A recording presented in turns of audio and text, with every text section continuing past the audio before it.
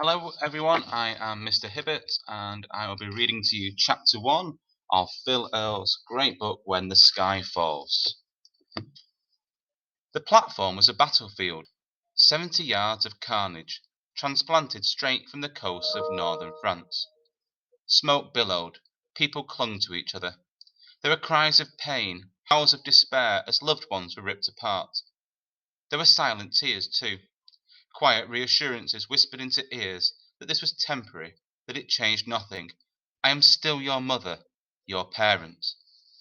Against the tide of devastation walked a boy, tutting and huffing at the tears and carrying on. He looked just like any of the other evacuees in the station. Regulation case, tag and gas mask box. But instead of being shoehorned onto a train, he was marching away from one, having just arrived.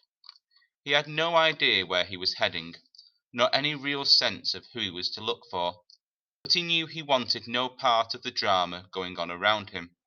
He scoured the crowd, cursing at the smoke that bit his eyes. It didn't take much to light the end of his fuse, and the long journey down had been more than enough to start him smouldering.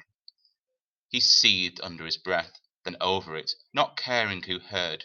He'd give it a minute, see if anyone presented themselves, and if they didn't, well, he'd just sneak onto a train and be pulled back north. He'd hide out in the guard's van, amongst the musty sacks of letters from soldiers begging to come home. He knew how they felt. He wanted to go home too, despite everything. He certainly didn't want to be here. It had been 2 months since his father had marched to war.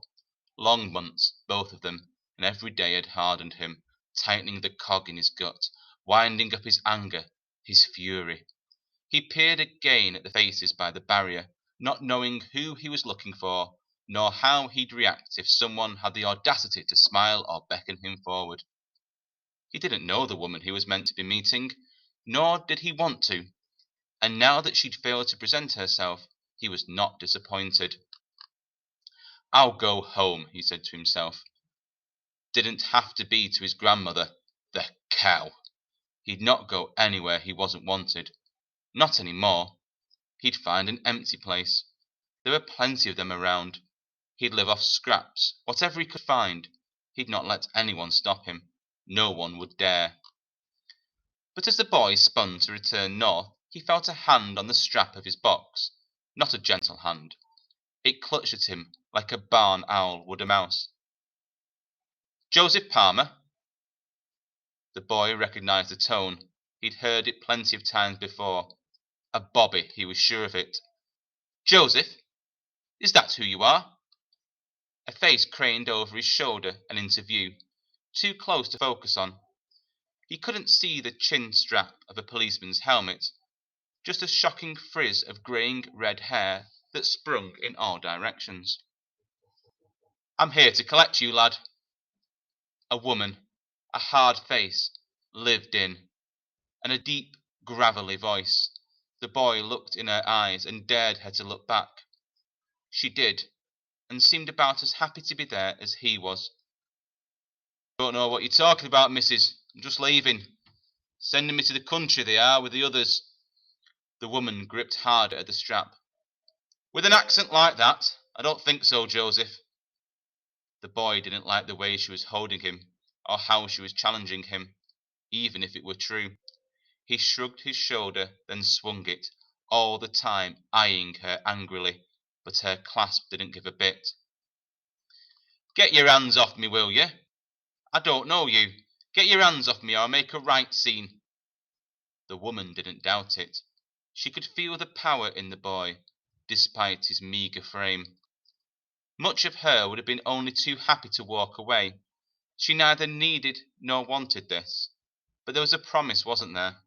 She might have made it a long while back, but it was still a promise, and she didn't have it in her not to keep it, or at the very least to try. Joseph, she sighed, I know it's you. So you can kick and scream and deny it as much as you want. I've grappled bigger beasts than you, my lad, and I've not lost yet. The woman turned on her heel, pulling Joseph with her, despite his spirited struggles. But within 10 yards she felt her progress thwarted. The boy had put the brakes on. She turned, ready to bite. But as she made to speak, she saw it wasn't Joseph who had stopped them, but a suited man who had taken hold of Joseph's other arm, leaving Joseph stretched and angry in the middle. "Are you this boy's grandmother?" He didn't look like he was about to congratulate her. Joseph felt her bristle at the suggestion. "I'm not, no. But are you responsible for him?"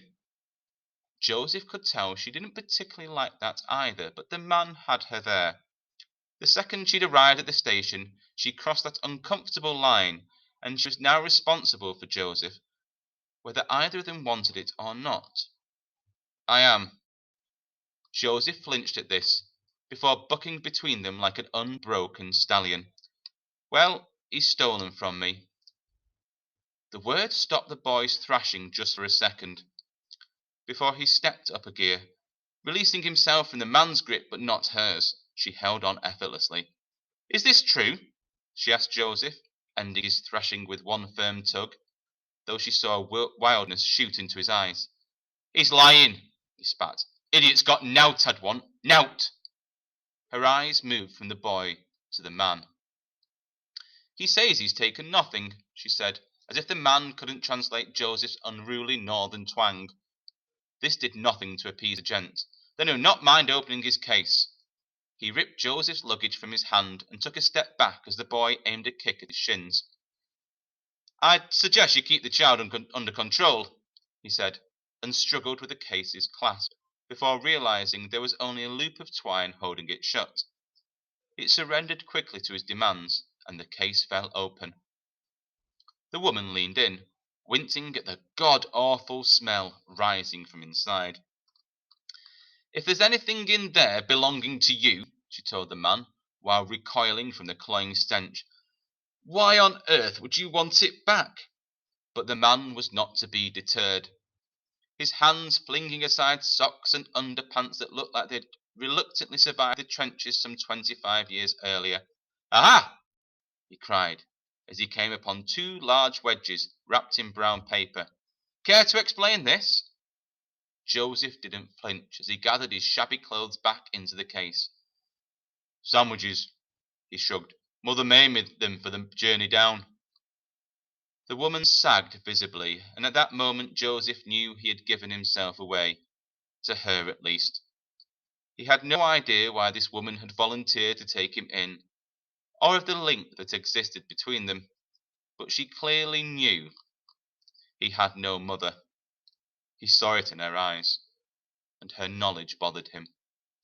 "Nonsense!" yelled the man. "You're a thief, and I'll prove it." With a grandstanding flourish, he ripped the paper from one parcel to reveal a block of cheese so substantial it could wedge open a stable door. And if that wasn't enough, he then revealed enough sliced bacon to feed a sizable platoon in the other. Both were responsible for the smell. Both had been out of a cool pantry for too long.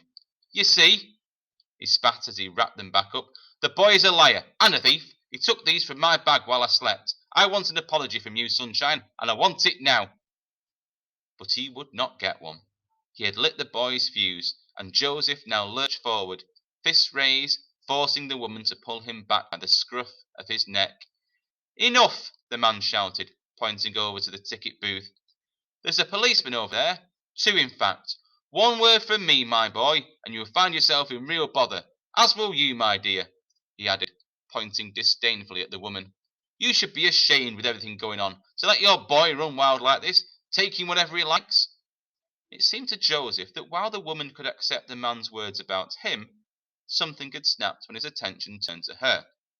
A snap that propelled her towards the man, then beyond him, ripping the parcels from his grasp as she passed. "What on earth do you think you're doing?" he said.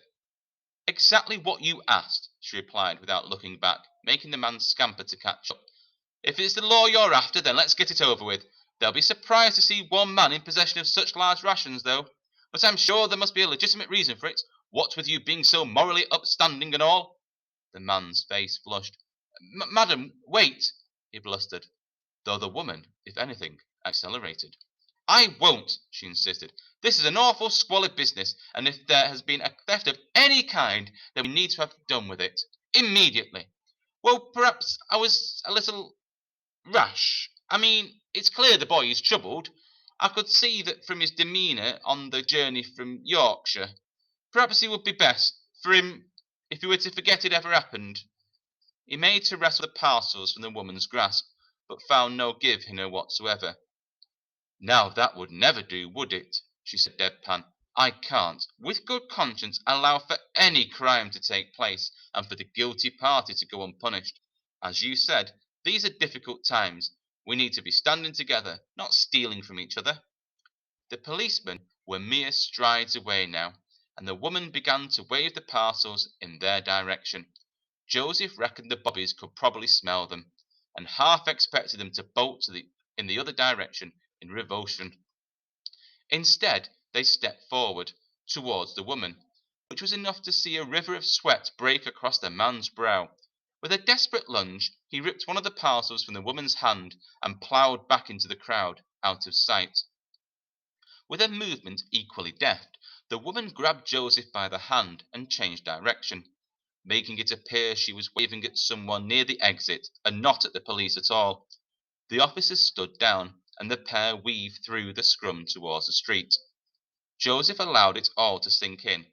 He had no desire to be in this place, with this woman, and after what he'd just seen, he didn't like his chances of getting a single thing over on her either.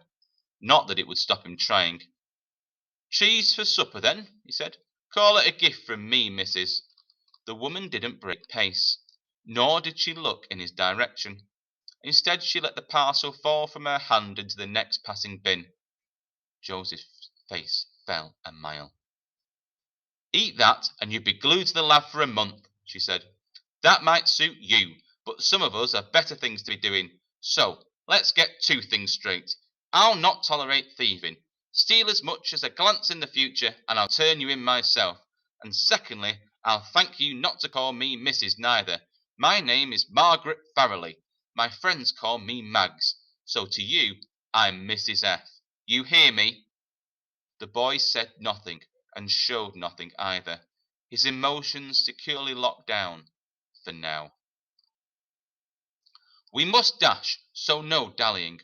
If that siren sounds, we don't want to be anywhere near here, believe me." The boy followed her without changing his stride. He did look skywards, but could see nothing. No sun, no bomber, and most importantly, no hope.